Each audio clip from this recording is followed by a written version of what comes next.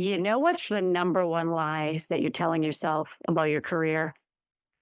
If you're in a career or a job and you know that you're meant for more and there's something out there that you want to do, and you say to yourself, well, I can't change careers because I don't want to go backwards.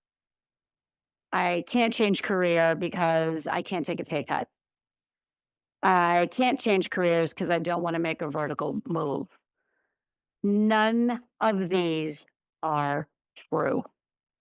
Your skills, your strengths, and what you bring to your current role is 100% transferable into a new role.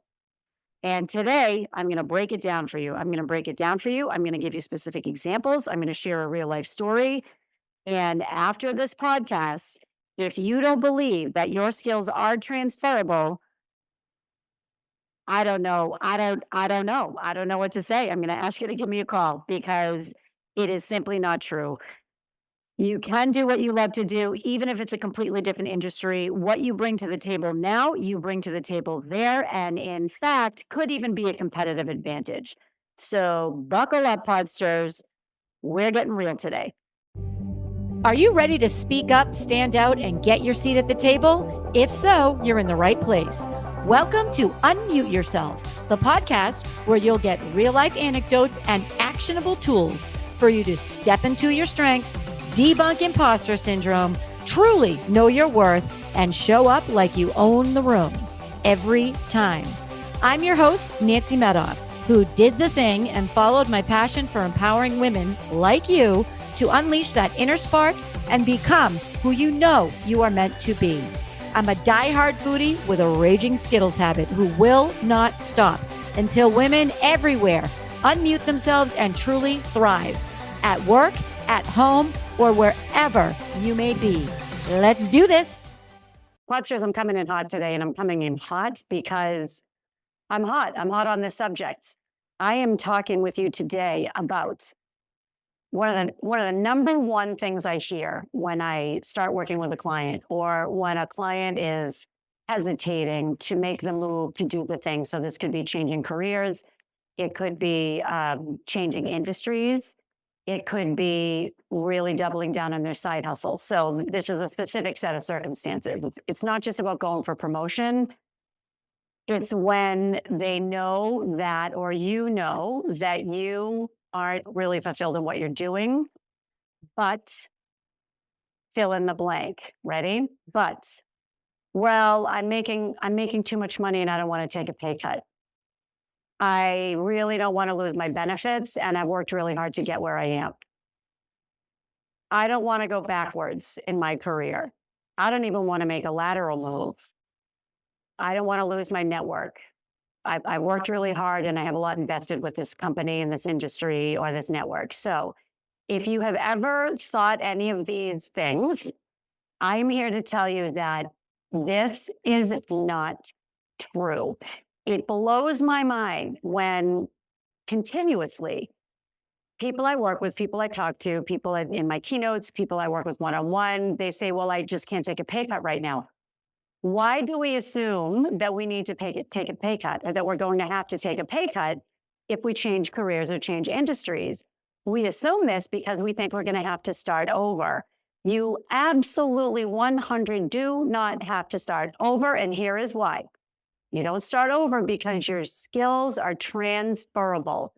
The skills that you have, your top 3 strengths, remember, we focus on your top 3 strengths, and if this is new to you, I go through this in great detail in my book. And because your skills transfer, you don't have to start over. And it's that assumption that really holds a lot of us back. It held me back for a while. Again, a lot of the clients I work with, it holds them back. I hear male, female, executives, middle-level managers, everybody thinks, doesn't matter how experienced you are, that if you want to change your job, your career, if you want to make your side hustle your full-time job, you have to start over. Simply not true. And today we're going to talk about why. So let's debunk the first thing, which is I'm making too much money and I don't want to have to take a pay cut. because your skills are transferable, and I'm going to walk you through how you can tee this up with your potential hiring manager or your new company. Because your skills are transferable, when you make that connection for whoever's hiring you, you can ask for and negotiate the salary you think you deserve. If you don't make the connection, if you go in there and think, well, I mean, I was in this industry and now I'm in this industry. They're kind of the same. And, I'll take a $10,000 pay cut and then I'll work my way back up or whatever the case may be. No. So here's an example. So let's say you're really good at building relationships. Okay. Let's say that's your jam. You're excellent at building relationships. Okay. What is that really about? Building relationships really is about finding common ground. It's about being, listening and understanding other people's priorities. It's about human connection. Right? Building relationships is really about human connection.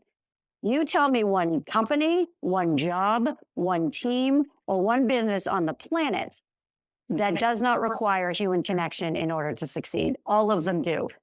So I'm great at building relationships. Automatically, I always think about sales, right? That's an automatic connection for me. But think about human resources. If you're great at building relationships, that means that the employees in the company will really trust you and that you'll be able to get under what's happening, what the real story is. Let's say you're great at building relationships and you want a job in project management. You want to go lead a project somewhere. Great. I'm a natural building relationships, which means I'm able to bring together many different competing priorities and people with different priorities. I'm able to get everybody on the same page. I'm able to get everybody to find a common purpose. I'm able to move the team towards a common goal. Fill in whatever you want to fill in. And by the way, the book fills all of this in for you. I'll put a link to my book in the show notes if you're new to Unmute Yourself, a podcast. So it doesn't matter. So again, let's say you're in sales and you're great at building relationships. That's probably one of your number one strengths. That's going to translate to anything. That's going to translate to human resources. It's going to translate to running a business. It's going to translate to, accounting. Like it doesn't matter. Building relationships is building relationships. Let's take another one. Let's say you're a great communicator. So typically people will think about being a great communicator and they'll think about marketing or advertising or some kind of a PR role or something where you have to communicate out to the public. Think about this for a minute though. Let's say you're a great communicator. You're a good communicator, which means you're able to clearly communicate solutions to clients. You're a good communicator, which means you're able to clarify and simplify a complex situation so that your customer, your client, your doctors, your internal stakeholders, your external stakeholders can understand. So let's say for those of you that aren't necessarily great at building relationships, maybe you're an introvert and I'm not saying introverts aren't good at building relationships. I'm saying, let's just say that's not one of your strong suits. Let's say you're analytical. Great. So people think analytical and they automatically think accounting or finance or something like that. No. I'm analytical, which means I constantly look for patterns, connections, and root causes. This enables me to be objective, logical, and rigorous. Okay, who wouldn't want somebody that's objective, logical, and rigorous? I'm highly analytical, which means I can really take a complex project and I can help you save time and resources because I can break that down and I can make it easily manageable for all of the people involved in the project or whatever you want to say. So being analytical, it's not just about being in finance or being in accounting or whatever the case may be. So these are the hardcore tactical. I'm a good communicator. I'm great at building relationships. I'm an analyst. Let's talk about something a little bit more lofty or a little bit more woo-woo. Okay. Let's say one of your strengths, and I encourage you to really think about this. I also have the high five strengths test as part of my programming. And if you're in my email community, you get this in one of your initial emails. So if you haven't joined my email community yet, it's free. I will, it's called my confidence community, and I'll put a link in the show notes. And you'll get this strengths test and it'll identify your biggest strengths. So let's say one of your greatest strengths is you are naturally curious, okay? Stay with me. This is, and this is not an industry specific strength. You're naturally curious, which means you like to ask a lot of questions. And because you ask a lot of questions, you're really able to get to the truth of the matter quickly. Okay, great. Let's say you're naturally curious, which means you ask a lot of questions and you're able to remove obstacles before they become major hurdles. This ensures flawless execution, or whatever you want to say. I'm naturally curious, which inspires me to ask a lot of questions, resulting in a variety of perspectives so that I can gain support, I can remove obstacles, and in doing so, we can achieve our team, our company, our organizational goal. So I want you to think about two things. One, your specific industry-specific skills, they are transferable. And also, the other skills, the other strengths that you bring to the position is 1,000% transferable. I'm going to give you a real life example. One of my first clients, and I so hope she's listening. She, an event planner, and she wanted to change her career. She wanted to pivot. I said, well, what is it about event planning that you like? Certainly it's not simply picking out tablecloths. I mean, sure, that's fun, but there's got to be more to it that you like. What we uncovered was that she likes being behind the scenes. She likes orchestrating things. She likes making sure all the details are covered. Bingo, right? That's it. That is really, she's not an event planner. This is why she likes to be an event planner. So take that perspective. She understands her strengths now. And instead of looking for a role as an event planner, she changed her mindset and she changed her perspective from looking for a job to wanting to spend time in her day, the biggest chunk of her day, doing what she loves to do. So instead of focusing on, I want to go be an event manager, she began prioritizing tasks and environments that allowed her to pay attention to the detail, be behind the scenes, and orchestrate things. She didn't end up as an event planner. She ended up working at the embassy as an assistant to one of the ambassadors, one of the non-US ambassadors. So think about the change here. She's thinking, I'm going to go be an event manager. And because she was able to show the hiring manager that her skills were transferable, she was able to get this job that she never would have even thought about in the first place, and where she's doing something completely different. She's re-energized, she's renewed, she loves it, and she never would have been able to make that connection. Which brings me to my last point. If you can't make the connection for the hiring manager, they're not going to make the connection. So the key here is you have to make the connection for them. And if you do, I believe it's a competitive advantage. Here's what I mean by that. You can't simply go in and say, I'm a great communicator, which means I'm able to break down complex tasks so that everyone can be on the same page. That's great, right? Remember the so what? Those of you that have been through my training, those of you that have read the book, you have to tie back the so what. And when you're specific to the company, you make the connection for the hiring manager. You can't just leave it as, I'm a great communicator, which means I'm able to break down complex issues so that everybody's on the same page. Why does that matter? Where's the so what? So let's say you're in the hospitality industry and you want to change your career and go work for a software sales company. I'm a great communicator, which means I'm able to break down complex problems so that everybody's on the same page. This is especially helpful when we need our clients to understand our very complex software system and how it immediately impacts them and their business. Boom, right? You make the connection for the hiring manager. So they don't need to go into their boss and sell their boss on the fact, well, this person used to be in hospitality and now they're coming over to software sales. And I think, I think this skill transfers. They can go in and give a very specific pointed example. And I recommend that you do this in the interview, you do this in your cover letter, and you do this in your thank you follow-up email or written communication, whichever the case may be. When you make the connection for them, it is a no-brainer. And when it's a no-brainer, they're going to advocate for you. They're going to get you the salary you're looking for. They're going to get you the benefits you're looking for. They're going to get you the title that you're looking for, and they're going to get everything that you want. So that sums up my strong desire to make sure that we talked about this today. If you're working in the corporate world, if you are in your own business, you already know your skills transfer because you wouldn't be in your own business if you didn't know that they did.